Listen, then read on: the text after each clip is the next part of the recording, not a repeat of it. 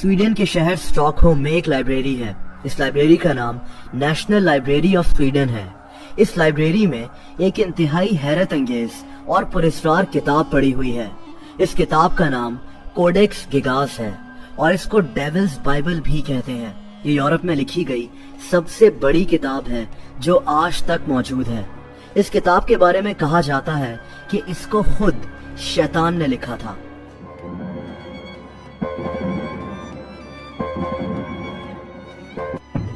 दोस्तों, ये एक बहुत बड़ी किताब है। 36 इंच लंबी और 20 इंच चौड़ी इस किताब के 320 पेजेस हैं। कहते हैं कि इसको गधे की खाल पर लिखा गया है और इस किताब को लिखने के लिए 160 गधों की खालों का इस्तेमाल किया गया था। इस किताब की एक इंतहाई हैरत अंगेज बात यह है कि इस किताब के अंदर शैतान की एक बहुत बड़ी तस्वीर भी बनी हुई है। लाल रंग के हॉर्न्स यानी सींग और बाहर निकली हुई इसकी 2 ज़बानें। ये तस्वीर इस किताब में क्यों बनाई गई वो मैं आपको आगे चलकर बताऊंगा।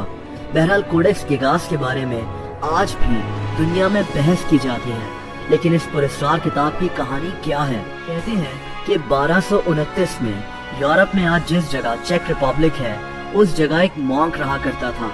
इस मॉन्क का नाम हरमन द रेकलेस था।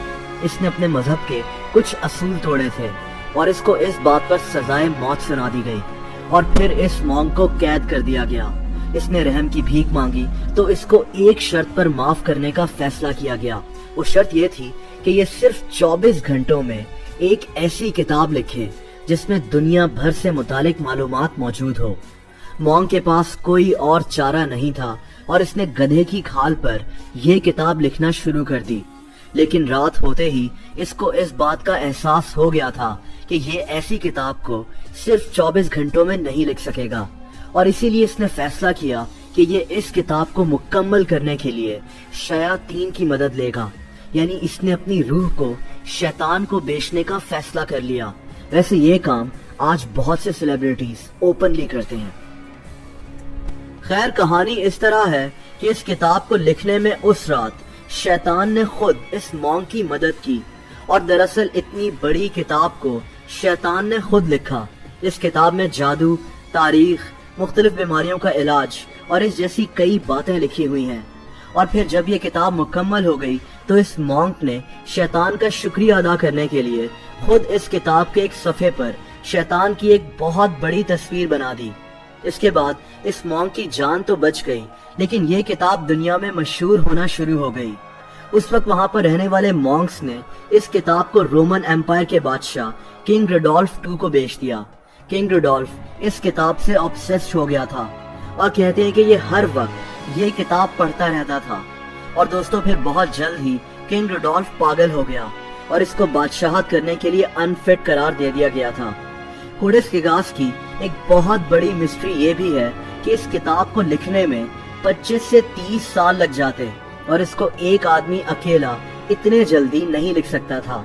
एक और हैरत अंगेज बात यह है कि इस किताब को जिस स्याही यानी इंक से लिखा गया है वो स्याही कीड़ों से बनी हुई है और रिसर्चर्स का मानना यह है कि इस किताब की लिखाई इस बात का सबूत है कि इस किताब को एक ही वक्त में बगैर किसी वक्फे के लिखा गया है। इसके अलावा ऐसी हैंड राइटिंग उस वक्त की किसी भी किताब में मौजूद नहीं है और यही वो सारी बातें हैं जो इस चीज की निशानदेही करती हैं कि इस किताब को दरअसल खुद शैतान ने लिखा था, जिसकी तस्वीर भी इस किताब में बनाई गई है। खैर, असल हकीकत जो भी है, 1648 में स्वीडन की आर्मी ने चेक रिपब्लिक पर हमला कर दिया था और चेक रिपब्लिक के शहर प्राग को लूटना शुरू कर दिया। इसी लूट मार के दौरान इनको ये किताब भी मिल गई जो स्वीडिश फौजी अपने साथ वापस स्वीडन ले गए और आज ये पुरस्कार किताब स्वीडन की नेशनल लाइब्रेरी में ही मौजूद है। इसके बारे में बहुत से लोग रिसर्च कर चुके हैं और अभी भी कर रहे हैं।